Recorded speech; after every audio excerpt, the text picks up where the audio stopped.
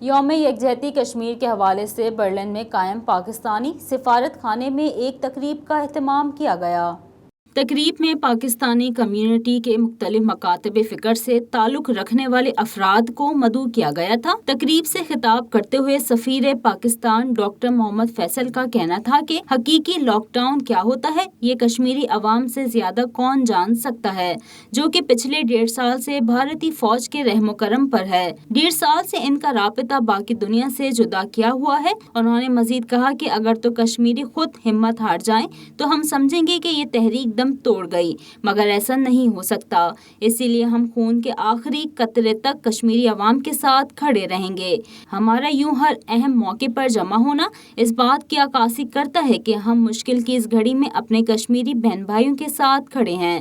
لوگ کہتے ہیں کہ اس سے کیا ہوگا، مگر یہ تو ہم کو پتہ ہے کہ ہر بار اس تحریک کو ایک تقویت ملتی ہے، یہ پہلے سے مضبوط طور پر ابھرتی ہے۔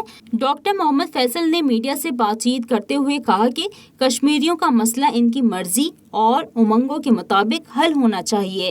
یہ اکٹھ ہوا جہاں بہت سے پاکستانی، کشمیری، لوکل جرمن، تمام لوگ جو اس مدعے کو اہم سمجھتے ہیں، جموں کشمیر کے مسئلے کی گریوٹی کو سمجھتے ہیں۔